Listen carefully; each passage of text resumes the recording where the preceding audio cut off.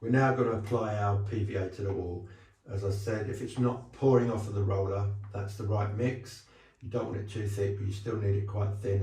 You don't need to put it neat from the container on. It needs to be thinned out. This is a microfiber roller. The beauty of these is they somehow manage to hold paint, PVA, whatever it is, in the roller without it dripping or spraying out. So I like these microfiber rollers. They're really common, they're really easy to find, easy to buy.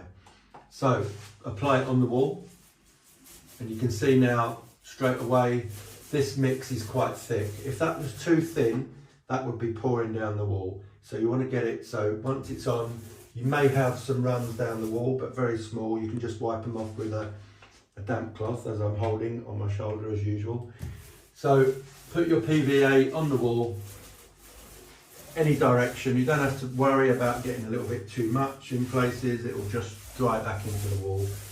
Just run over the wall, and some walls, this one is doing it for us, I think. You may be able to see it's changing colour. With the water being absorbed into the wall, sometimes the wall goes darker through the water content. It's easier then to see where you've been. I'm just doing a patch right in the middle of the wall for you to see.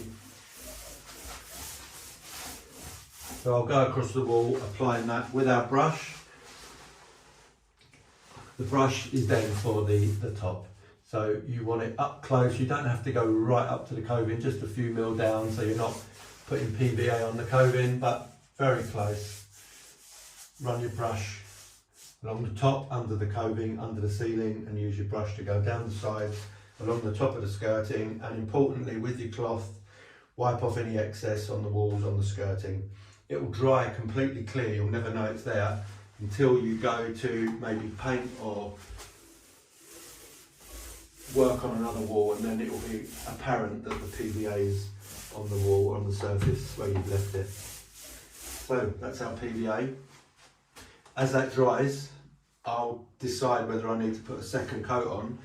I'll know because there'll be a seal on that wall. I'll know because the wall won't be dry or dusty. That's important. That's what we're trying to get rid of.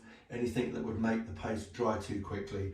So when the PVA or the solution's dry, just run your hand over the wall. If it feels nice and smooth, nice and clean, then you're ready to go. If you take your hand back off the wall and it's slightly dusty still, give it another coat. Once that PVA dries, that will give us the slip. I call it the slip. I don't think it's called the slip by anyone else, but it's something a phrase I like to use, and that is absolutely key. The two most important things for me for a wallpaper hanger to do is seal the wall and then achieve that slip. So when we put our paper up, the paste doesn't dry instantly into the wall and the paper sticks straight away. You'll be able to put a length of paper up and be able to move it up and down, side to side, to match your joints, match your pattern. Makes things a lot easier. And when we start papering, I'll explain and show you exactly how that works.